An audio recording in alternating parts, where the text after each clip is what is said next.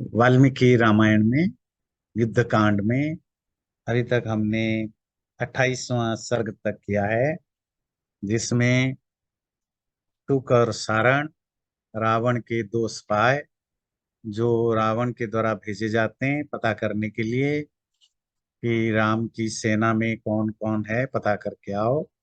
तो वो शुक और सारण बता करके वापस आते हैं। रावण अपने घर के छत के ऊपर चढ़ जाते हैं और वहां छत से देखते हैं पूरी वानर सेना वगैरह को। और शुक और सारण अलग अलग करके उनको उनकी डिटेल्स बताते हैं कि ये अमुक नल है, ये नील है, ये हनुमान है, ये अंगद है, ये सुग्रीव है, ये जांबवान है, राम है, लक्ष्मण है, आदि आदि बताते हैं। और उनका जो भी स्ट्रेंथ है वो उनको बताते हैं। इसके बाद रुकेन तो समाख्यातां स्तान् दृष्ट्वा हरियोत्थपान् लक्ष्मणं च महावीर्यं भुजं रामस्य दक्षिणं समीपस्थं च रामस्य भ्रातरं स्वविभीषणं सर्ववानरराजं च सुग्रीवं भीमविक्रमम् अंगदं चापि बलिनं वज्रहस्तात्मजात्मजं हनुमन्तं च विक्रान्तं जाम्बवन्तं च दुर्जयं सुषेणं कुमुदं नीलं नलं च प्लवगर्षभं गजं गवाक्षं शरभं वैन्दं च द्विविधं तथा किञ्चिताविघ्नहृदयो जातक्रोधश्च रावणः भर्त्सयामास तौ वीरौ कथान्ते शुकसारणौ। तो शुक के द्वारा बताए जाने पर रावण ने देखा बड़े बड़े वानर सेनाओं की सेनापति लक्ष्मण, राम के दाहिने हाथ में खड़े हुए लक्ष्मण, खुद राम को, अपने बगल में बाएं हाथ में खड़े हुए अपने भाई विभीषण, वानर राज सुग्रीव, अंगद, हनुमान, जाम्बवान, सुषेण, कुमुद, नील, नल, गज, गवाक्ष, शरभ, वैंद, द्विविध आदि ये सब बड़े बड़े वानर सेना और राम और लक्ष्मण को देख करके रावण थोड़ा सा परेशान हुआ, अविघ्न हुआ, थोड़ा एजिटेटेड हुआ और जात क्रोधश्च, और गुस्से से भर गया। और गुस्से से भर के जब शुक और सारणों ने अपनी बात खत्म की, उनको भर्त्सना करने लगा, उनको डांटने लगा, फटकारने लगा। और क्या बोला फटकार के?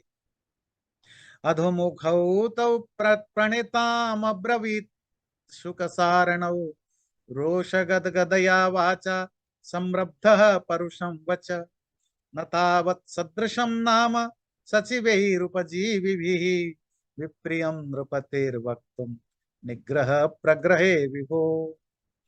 अजय रावण ने उनको खूब जोर जोर से डांटा। उन दोनों ने, शुक और सारण ने, मुंह झुकाकर खड़े रहे। और उन मुंह झुकाकर खड़े हुए शुक सारण को रावण गुस्से में बहुत कड़वी बातें बोला कि देखो, जो डिपेंडेंट है, जो राजा के आश्रय पर जीते हैं, जो मंत्री, उन मंत्रियों को राजा के सामने कटु बात, कड़वी बातें नहीं बोलनी चाहिए। क्यों? जो राजा है, जिसके जिसके आश्रय पर वो पल रहे हैं, वो निग्रह और प्रग्रह करने में समर्थ है। निग्रह मतलब पनिशमेंट देने में, और प्रग्रह मतलब रिवॉर्ड देने में। अर्थात पनिश करने में और रिवॉर्ड देने में मालिक समर्थ है। इसीलिए उनके सामने जब बात करो, ऐसी कोई बात ना करो जो वो विप्रिय, अनप्लीजेंट हो, उनको अच्छा ना लगे। रिपूणाम प्रतिकूलानाम युद्धार्थम अभिवर्तताम उभाभ्याम सदृशम नाम वक्तुम अप्रस्तवे स्तवम। और तुम दोनों मेरे मंत्री हो, मेरे से पैसा लेते हो, मेरे मेरे मेरे पैसे से गुजारा करते हो, और यहाँ अगर क्या कर रहे हो? युद्धार्थम अभिवर्ताना अभिवर्तताना, जो लड़ाई के लिए यहाँ आए हुए हैं, जो हमारे विरोधी हैं, रिपु शत्रु हैं, उनका तुम तारीफ करते हो यहाँ आकर के मेरे सामने। अप्रस्तवे स्तवम करोति, मतलब जिसकी जरूरत नहीं, इररिलेवेंट प्रशंसा कर रहे हो अपन मेरी शत्रुओं की मेरे ही सामने। मूर्खो।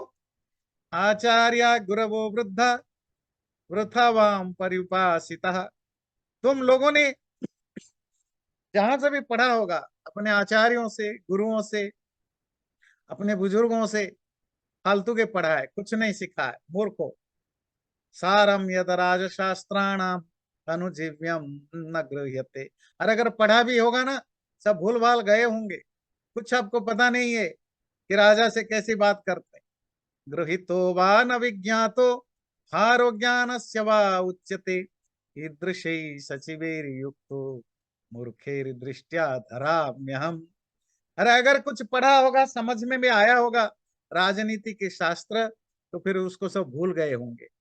और देखो, तुम्हारे जैसे गधे और मूर्ख सचिवों के को लेकर मुझे कैसे लंका चलानी होती। किम नो मृत्युर्भयम नास्ति माम वक्तुम परुषम वचः। तुम्हें मौत का डर नहीं लगा जब मेरे सामने तुमने मेरी शत्रुओं की तारीफ करने लगे। यस्य में शाश्वतो जीवा प्रयच्छति शुभाशुभम। और मैं तुम्हारा मालिक हूं, राजा हूं। और राजा की जो जीव होता है ना, वही डिसाइड करता है तुम्हारा लाइफ में कुछ अच्छा होगा या बुरा होगा। मुझे सिर्फ बोलने की जरूरत है, इनको इनका सर उड़ा दो, तुम्हारा सर अभी उड़ जाएगा। ये जानने के बावजूद भी तुम मेरे सामने मेरे शत्रुओं की तारीफ करते। अप्येव दहनम स्पृष्ट्वा वने तिष्ठन्ति पादपः राजदोष परामृष्टा तिष्ठन्ते नापराधिना। और सुनो मूर्ख, राजाओं से बात करने की तमीज जिनको नहीं है, जंगलों में अगर आग लग जाए ना, हो सकता है कुछ पेड़ बच भी जाएं, पर राजा को अगर गुस्सा आया और वो राजा का गुस्सा अगर छू लिया, तो कोई भी अपराधी वो बच नहीं सकता। मैं चाहता हन्यामहम इमौ पापौ शत्रु पक्ष प्रशंसकौ। मैं अगर चाहता अभी इन दोनों को यही मार डालता, क्योंकि मेरे शत्रुओं की तारीफ कर रहे। पर मैं क्यों नहीं मार रहा हूं? यदि पूर्वोपकारेर में न क्रोधो मृदुताम ब्रजेत। क्योंकि तुम लोगों ने मेरा बहुत भला किया है, मेरा बहुत साथ दिया है, मेरा बहुत उपकार किया है। इसके कारण मेरा गुस्सा ठंडा हो गया। अगर मेरा गुस्सा थोड़ी कम कम नहीं होता तुम्हारे पुराने उपकार को याद करके, तो अब भी मैं तुम दोनों को मार डालता। क्यों मार डालता? क्योंकि शत्रु पक्ष का तुमने तारीफ किया। अपध्वंसत गच्छध्वं सन्निकर्षादितो मम। भागो यहां से, मेरे सामने से जितना जल्दी ये भाग सकते हो तो भाग जाओ। नहीं वाम हंतुम इच्छामि।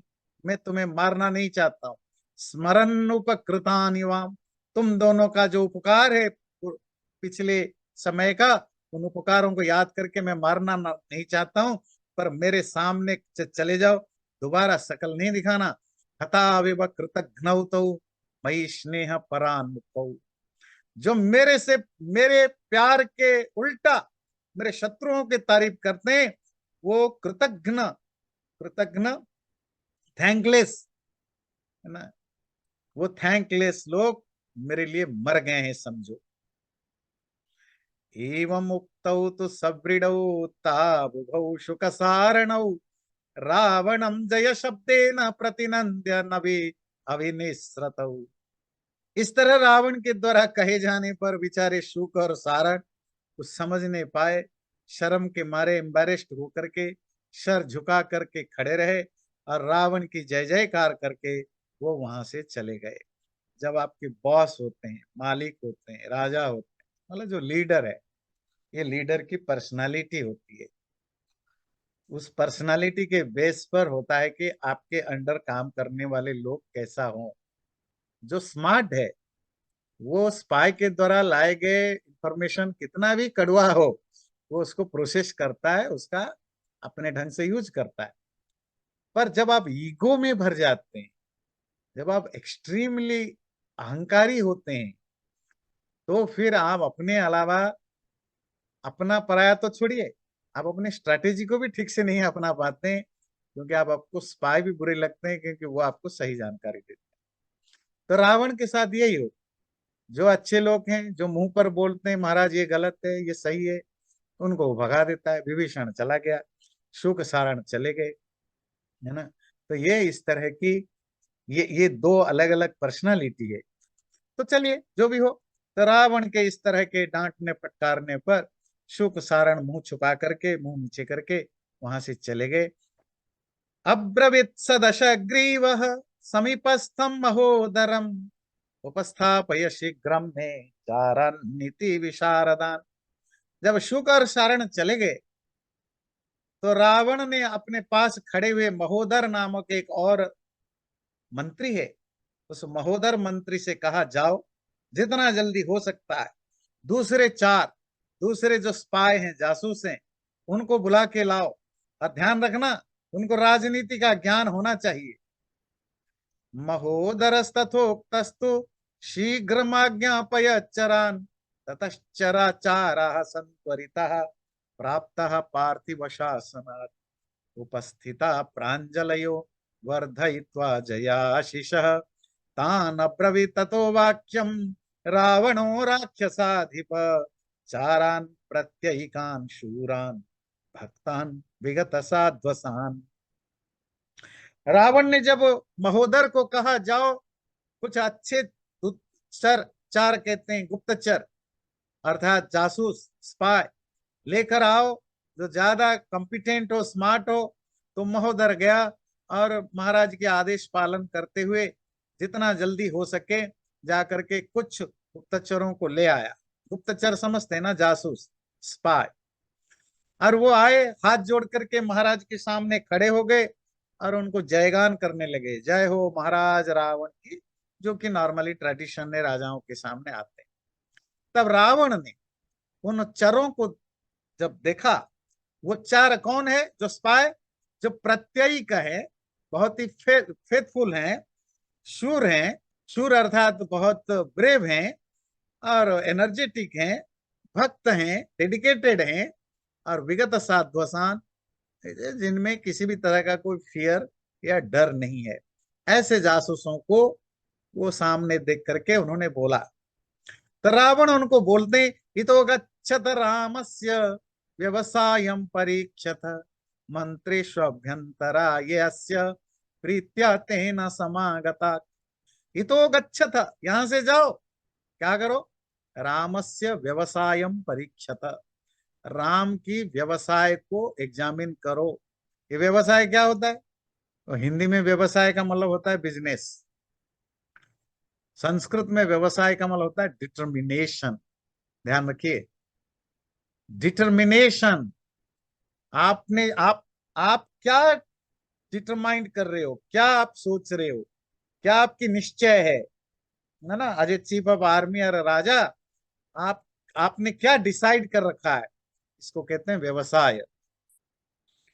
मंत्रेशु अभ्यंतरा, ये और राम के जो अभ्यंतर इंटरनल लोग हैं, जो उनके बहुत क्लोज हैं, इंटीमेट है, और किस चीज में क्लोज है, मंत्रेशु, ये जो क्लोज डोर डिस्कशन में, जो है ना, जो जो सीक्रेट डिस्कशन में जो लोग उनके अंदर हैं, यस्य प्रीत्या तेन समागता, और जो राम से प्यार करके यहाँ आए हुए हैं, राम के प्रति प्यार के कारण जो आए हैं, उन सब का पता लगाओ कि उनके दिमाग में क्या चल रहा है, क्या क्या स्ट्रैटेजी है, क्या क्या डिसीजन है, ये पता लगाओ। फिर और क्या पता लगाओ, कथम स्वपिति जागर्ति किमन्यच्च करिष्यति विज्ञाय निपुणम सर्वम आगंतव्यम अशेषत।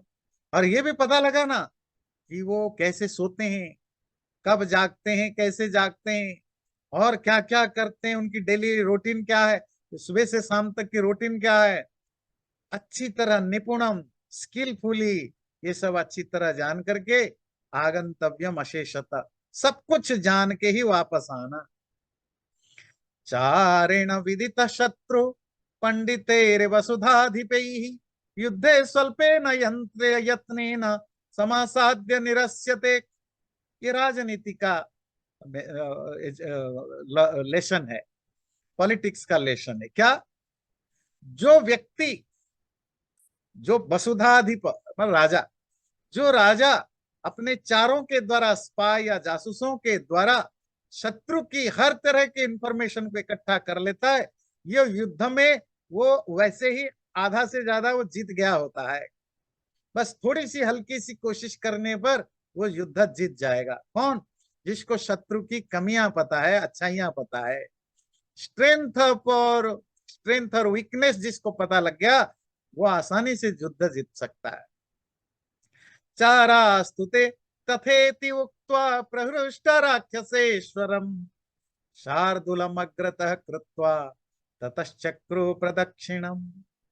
तो ठीक है, तो चारों ने, चार ध्यान रखिए शब्द चार, स्पाई जासूस, तो उन जासूसों ने रावण की ये बातें सुन करके, और उनका जो लीडर थे शार्दुल, शार्दुल और एक स्पाई लीडर है, तो शार्दुल की लीडरशिप में वो राक्षस राज रावण का परिक्रमा, परिक्रमा तो आपको बहुत बार आपने सुना है, सर्कमाम्बुलेशन, जो भी अपने से बड़े होते हैं तो जब उनसे विदा लेकर जाते हैं तो एक चक्कर लगा के जाते हैं, वो प्रदक्षिणा परिक्रमा या फेरा, तो फेरा लगा के वो चले, तो चले उधर पता करने के लिए।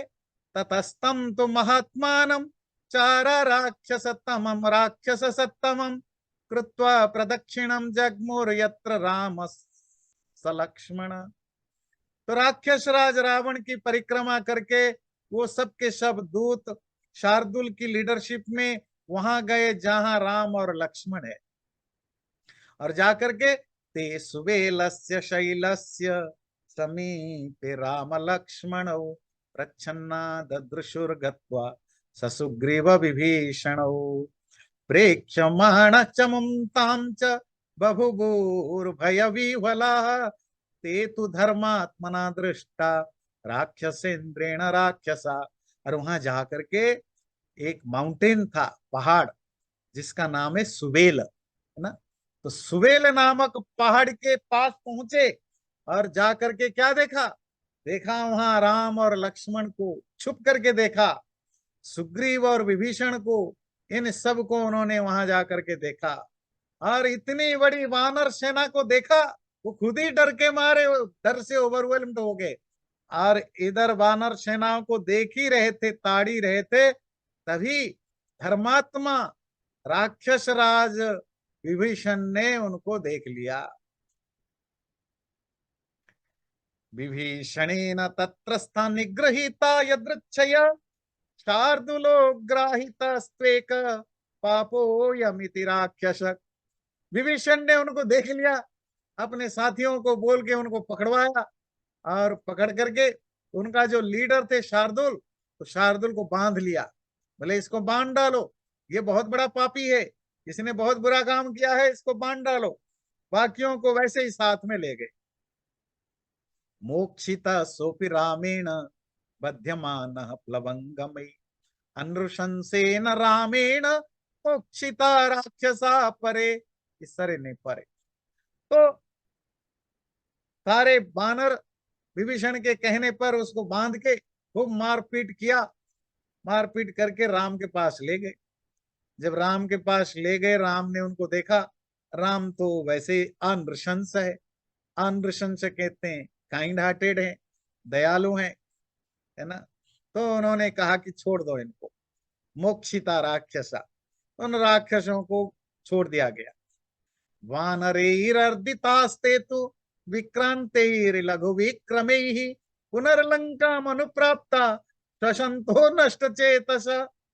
और वानरों ने खूब उनको मारा पीटा, बहुत टर्चर कर दिया था, तो वानरों के द्वारा मार पीट खा करके घायल होकर के भागे भागे वो लंका पहुंच गए, किसी तरह सांस लेते हुए, और बेहोशी अधबेहोशी होते हुए लंका में वो वापस चले गए। जा करके ततो दशग्रीवम उपस्थितास्ते चारा बहिर्नित्य चरा निशाचरा गिरे सुवेलस्य समीपवासिनम न्यवेदयम भीम बलम महाबला।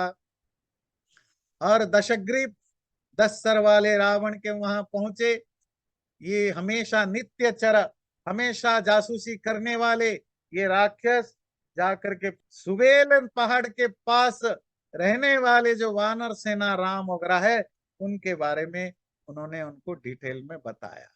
तो 30वें सर्ग में तो शार्दुल की लीडरशिप में जो 4 गुप्तचर गए थे, वो मार खा करके डरे मरे भाग करके वापस आ गए।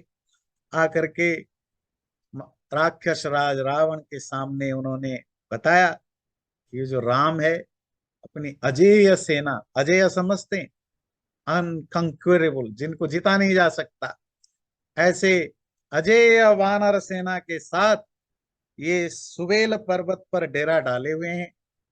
जब चारों ने ये सब डिटेल बताया कि राम बिल्कुल सुबेल पर्वत के पास आ चुके हैं, तो रावण थोड़ा सा घबराया अंदर से।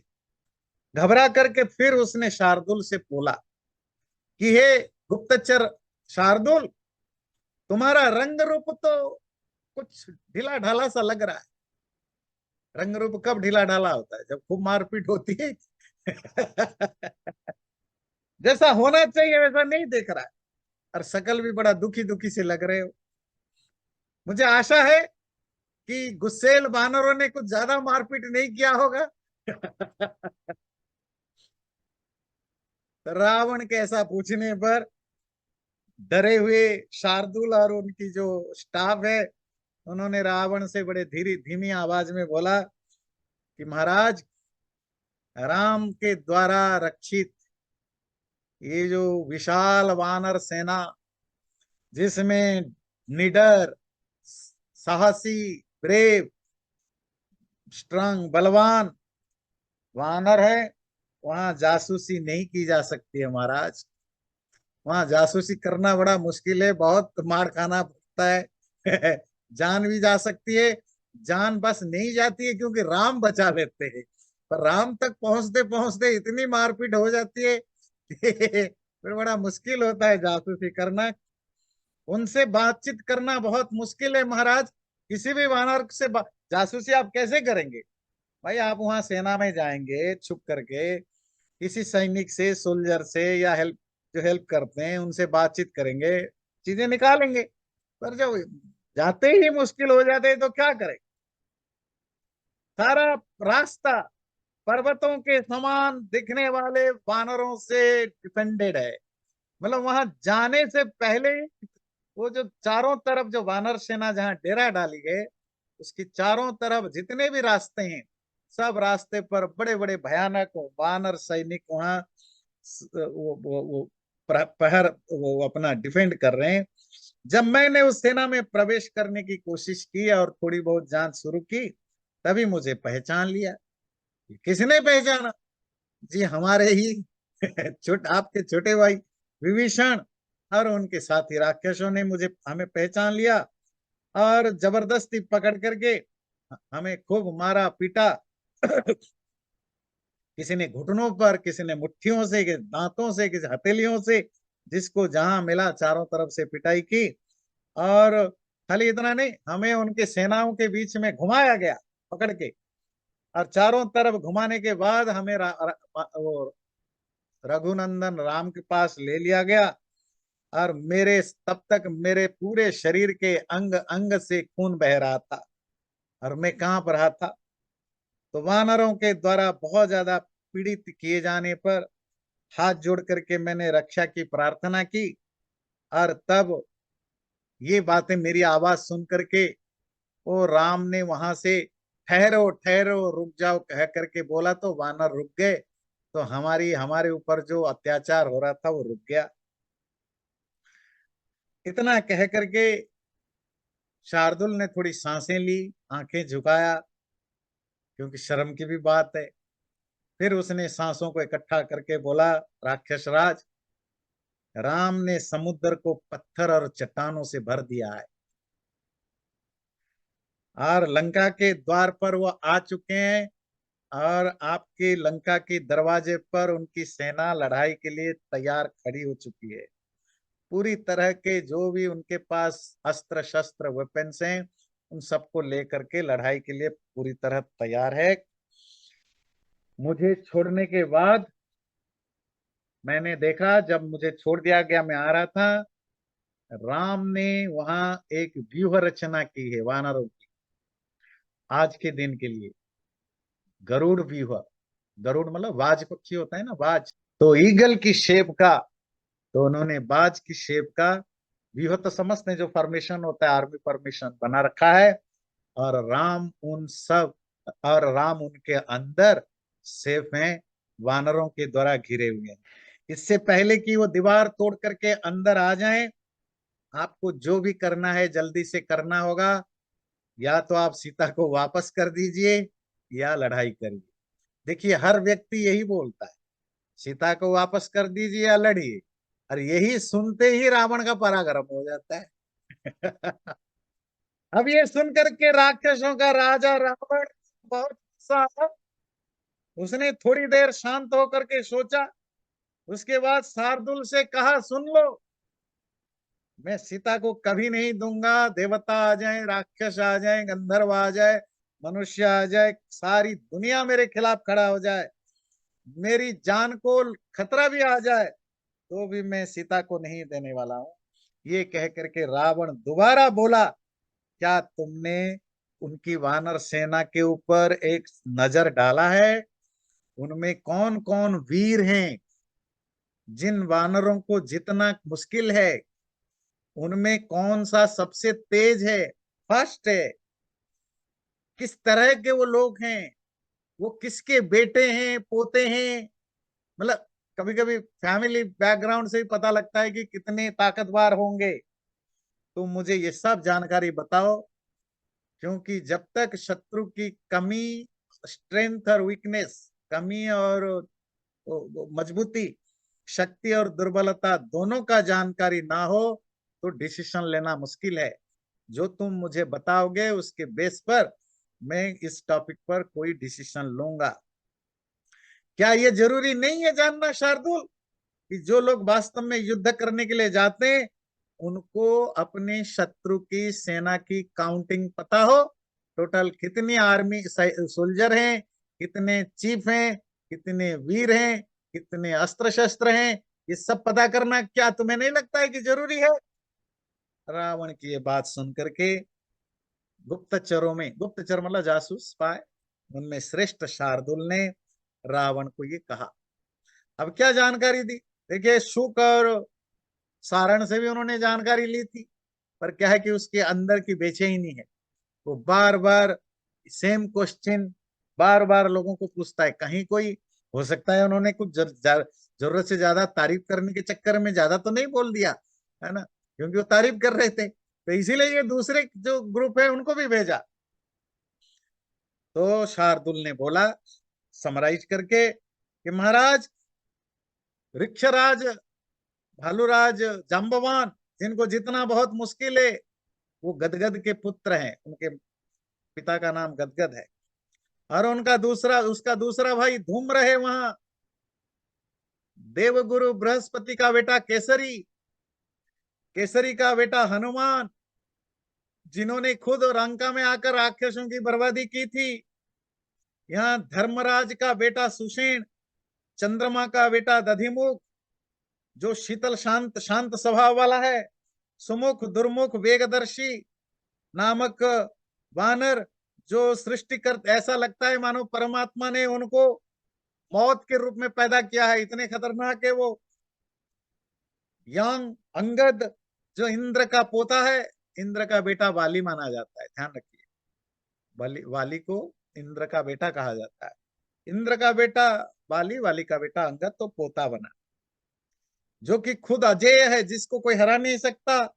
अश्विनी कुमार के बच्चे मेनदंड, द्विपद, द्विविद, गज, गवाक्ष, गवय, शरभ, गंधमादन, ये यमराज के 5 बेटे, युद्ध के लिए, लड़ाई करने के लिए 10 करोड़ से ज्यादा वानर सेना, सब यहाँ खड़ी है महाराज।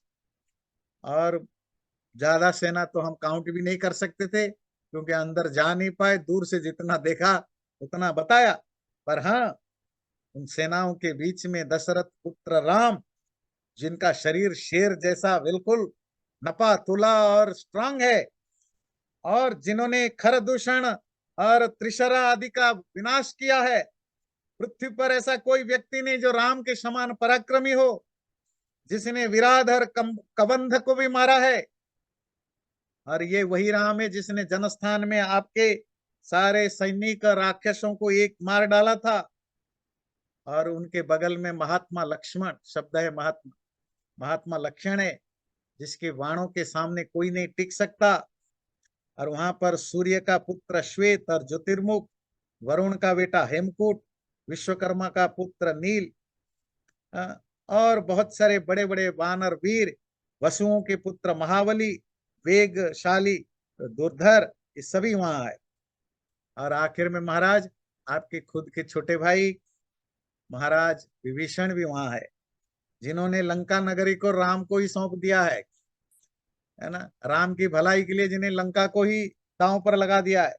इस प्रकार मैंने उस सुबेल पर्वत पर जितनी भी वानर सेना है, जितनों को मैं जान पाया, देख पाया, उनको मैंने आपके सामने बताया।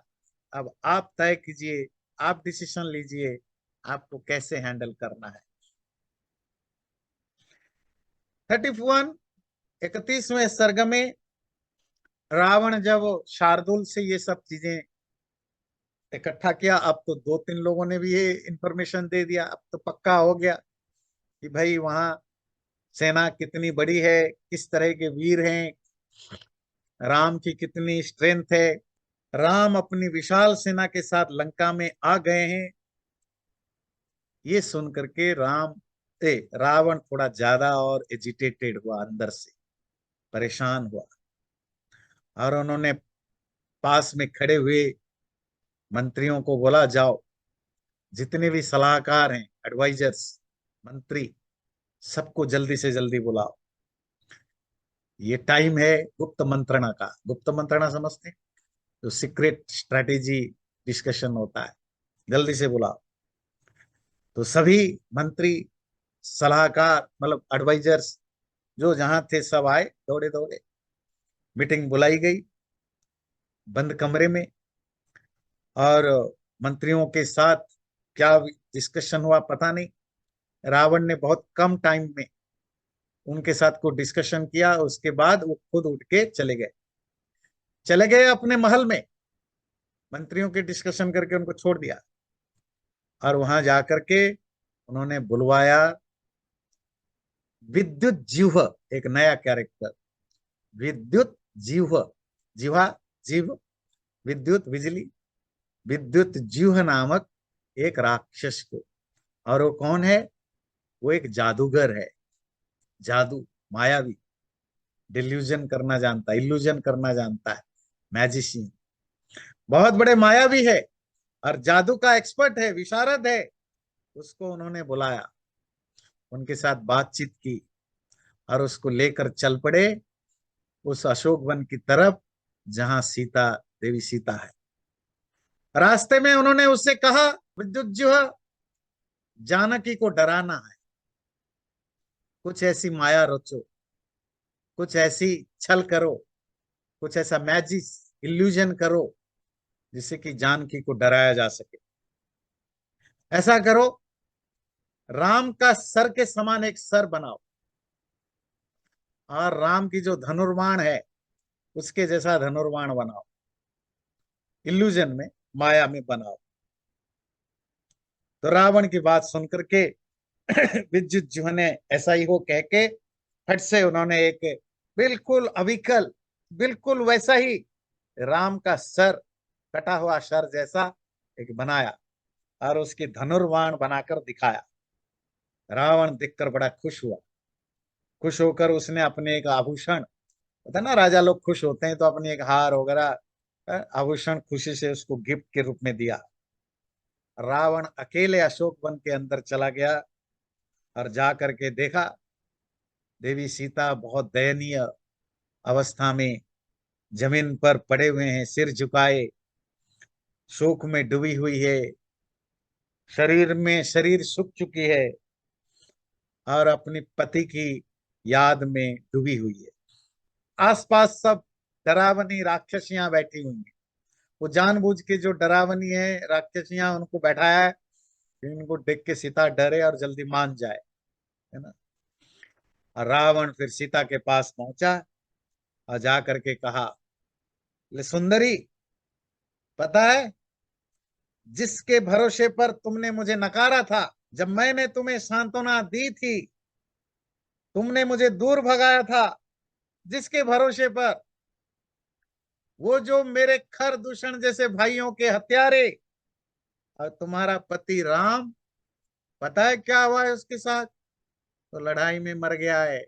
मैंने तुम्हारी जड़ को, रूट को अब निकाल दिया। अब घमंड करके कोई फायदा नहीं। अब तो तुम मेरी पत्नी बनोगे ही बनोगे। अब तुम इतनी दुर्दशा के कारण अब कहाँ जाओगी? अब तो तुम मेरी पत्नी भार्या बनोगे। और बोला, है मूर्ख महिला, राम के मर जाने पर अब तुम क्या करोगी? ये सुंदरी, मतलब कभी गुस्से में गालियां भी देता है, फिर मनाना भी पड़ता है, क्योंकि पत्नी तो बनाना है ना। तो मूर्ख भी बोलता है, सुंदरी भी बोलता है। सुंदरी, मेरी सभी पत्नियों की तुम प्रधान बनोगे, प्रधान रानी, महारानी। बस मान जाओ। तुम अपने को बुद्धिमान समझती हो, स्मार्ट समझती हो। युद्ध में तुम्हारी पति की भयानक हत्या के बारे में जानना चाहते हो? तो बताओ, मैं अभी सुनाता हूं कैसे मरा वो। अब सीता क्या बोली, वो तो चुपचाप बैठी है। रावण ने खुद कहानियां सुनाई। मुझे ये बताया गया कि सुग्रीव की लीडरशिप में बहुत बड़ी वानर सेना लंका में आ चुकी थी। मुझे मारने के लिए समुद्र के तट पर उन्होंने डेरा डाला था। जो सूर्य अस्त हुआ, शाम हुआ, सब राम अपनी पूरी शक्तिशाली सेना के साथ समुद्र के नॉर्दर्न तट पर, उत्तरी तट पर डेरा डाले हुए थे। और सब थके हारे थे। आधी रात को सब आराम करने के लिए सो गई थी, क्योंकि यात्रा के कारण सब थकी हुई थी। और तभी यात्रा के मुख्य द्वार पर सबसे पहले हमारे जो जासूस हैं, वो पहुंच करके उन्होंने जासूसी की, और उन्होंने पता लगा दिया। और मेरा जो प्रशस्त नामक बहुत बड़ा सेनापति है, उसकी लीडरशिप में बहुत बड़ी वो राक्षस सेना, उस वानर सेना के जहां वो सो रहे थे वहां गए। और रात को ही उन्होंने खूब मारा, और खूब मार गिराया, जहां राम और लक्ष्मण भी थे और वो भी मारे गए। पूरी स्टोरी सुनाई। बोले वो गदा, खंजर, चक्र, लाठी, बड़े बड़े बाण, भाले, कीलों वाली चमकती गदाएं, कुदाल, भाले, और दूसरे तरह के बड़े बड़े हथियार, गोल गोल प्रक्षेपास्त्र, प्रक्षेपास्त्र समझते, जिनको फेंक करके मारा जाता है, ये सब लेकर के राक्षसों ने वानरों को मार गिराया। और उतावला पागल प्रहस्त ने अपने हाथ से वहां सो रहे राम का सिर को अपने एक बहुत बड़े तलवार से उड़ा डाला। और क्योंकि राम सोया हुआ था तो रोक भी नहीं पाया। और अचानक आक्रमण करके हमने मेरा वो गद्दार भाई विभीषण को भी पकड़ लिया, उसको बंदी बना दिया। ये सब देख करके लक्ष्मण और बाकी वानर इधर उधर चारों दिशाओं में भाग गए। वानरों के राजा सुग्रीव की गर्दन टूट गई मारकाट में। हनुमान की जबड़ा निकल गया। बाद में घुटने के बले पर, घुटने पर उस पर चढ़ गए, और जाम्बवान को भी युद्ध में मार डाला। पेड़ के समान शरीर वाले तीखे भालों से काट डाला। शत्रुओं को नष्ट कष्ट देने वाले जो महिंद द्विविद, ये जो बड़े बड़े वानर वानर सेनापति है, उनके शरीर से खून से लथपथ हो चुका है। पनस नाम का राक्षस वे पेड़ के नीचे ही गिर के मर गया, चिल्ला चिल्ला के। कुछ कुछ गड्ढे में गिर करके मरे। कुमुद जैसा राक्षस गड्ढे में गिर के मर गया। कोई चिकते रह गए। प्रक्षेपास्त्रों की बारिशों से मारे गए। अंगद राक्षसों द्वारा अनेक बाणों से घायल होकर के चारों ओर से रक्त बहाते हुए गिर पड़े। और तभी उनको हमारे राक्षस सेना ने अंगद को भी मार डाला। और हमारी जो हाथी घोड़ा वगैरह थे, वो जब चलने लगे, तो बाकी जो बच्चे कुचे वानर सेना जो भाग गए, और जो बचे हुए थे उनको भी चढ़ के कुचल के मार डाला। कुछ वानर तो समुद्र में गिर गए, कुछ आकाश में छिप गए, कुछ वानरों के साथ भालू पेड़ पर चढ़ गए। कुछ राक्षसों ने समुद्र के किनारे, पहाड़ों और जंगल में बहुत सारे वानरों को मार डाला। इस तरह तुम्हारा पति राम और उसकी सेना मेरे सेना द्वारा पूरी तरह मार दिए गए हैं। और लक्ष्मण तो भगोड़ा निकला, वो तो कुछ वानरों के साथ भाग भी गया। रक्त में भीगा हुआ तथा धूल से सना हुआ राम का ये सर यहाँ लाया गया है। और तुम्हें विश्वास नहीं होगा, मुझे भी विश्वास नहीं था सीता, पर क्या है, वो प्रशस्त ने वो कटा हुआ राम का सर ले आया मुझे प्रूफ दिखाने के लिए कि महाराज देखो राम मरा हुआ है, देखो उसका सर। फिर रावण ने सीता को सुनाते हुए वहां बैठी हुई राक्षसियों से बोला कि सुनो, जाओ उस क्रूर कर्मा चालाक राक्षस विद्युज्योह को वहां बुला कर लाओ, जिसने लड़ाई के मैदान से राम का कटा हुआ सर लाया था। उस विद्युज्योह को जाओ बुलाओ। अब विद्युज्योह तो बाहर ही वेट कर रहा था। तो तब राक्षसी बाहर चली गई। ये सीता को सुनाने के लिए राक्षसियों से बात की। एक राक्षसी गई, विद्युज्योह जो बाहर वेट कर रहा था वो आया, अपने एक हाथ में राम का कटा हुआ सर है, दूसरे में धनुष्मान है राम का, मतलब नकली, और सिर झुका करके बड़े सम्मान पूर्वक प्रणाम करते हुए रावण के सामने खड़ा हो गया। तब राक्षस राज रावण ने उससे कहा कि तुम ही हो ना जो राम का सर उठा के लाया था लड़ाई के मैदान से। जी महाराज मैं ही था। चलो उसको सीता के सामने रख दो, बेचारी उसका पति मर गया है। दुखी सीता अपने पति की कम से कम अंतिम बार तो देख ले अपने पति के शरीर को। अभी इसका पति है, मरा है, देख तो ले एक बार। रावण की बात सुन करके विद्युत ने वो जो राम का नकली सर था उसको और जो धनुर्बाण था उसको वहीं पर रख दिया। फट से वो गायब हो गया, डिसअपियर्ड हो गया। रावण ने कहा देखो ये है तुम्हारे पति का सर और ये है धनुष्मान। ऐसा कह के उन्होंने इस धनु को वहां फेंका और बोलो पता है यही है ना तुम्हारे राम का धनु, बताइए कहाँ मिली। रात को हमारे सैनिक जब उनको मार रहे थे तो उनके वो सोया हुआ था तुम्हारा पति राम, और हाथ में धनु दे करके, ये धनु जिसमें राम ने कभी प्रत्यंचा डोरी चढ़ाई थी वो वहीं पड़ी हुई थी उनके सर के पास। तो लगा कि ये राम का ही धनु होगा, इसीलिए हमारा ये दूत तो विद्युज्युह उसको वहां से उठा करके ले आया था। अब देखो ये तुम्हारे सामने है। अब बताओ तुम्हारा पति मर चुका है, उसका सर भी यहाँ पर है और उसका धनुर्बाण भी यहाँ पर है। अब किस बात की देरी है, अब मेरे वश में आ जाओ, मेरी पत्नी बन जाओ। इस तरह रावण ने छल से सीता को डराने की कोशिश की। आप समझ पाते हैं ये जो गेम या ये जो खेल है ये क्यों हुआ। ये दुनिया में आज भी लड़ाइयां होती है तो लड़ाई से पहले या लड़ाई के बीच में ये सब करना पड़ता है ना, इसको कहते हैं नैरेटिव मेकिंग, है ना। अब अगर सीता मान जाती या तो वो सुइसाइड कर लेती या रावण की पत्नी बन जाती, अब लड़ाई होती। अब लड़ाई का तो कोई सेंस नहीं बचा ना, लड़ाई खत्म हो जाती। ये स्ट्रैटेजीज होते हैं, आज भी होते हैं। लड़ाई से पहले हजारों चीजें करनी होती, लड़ाई के बीच में भी हजारों चीजें करनी होती, आज भी स्ट्रैटेजी है।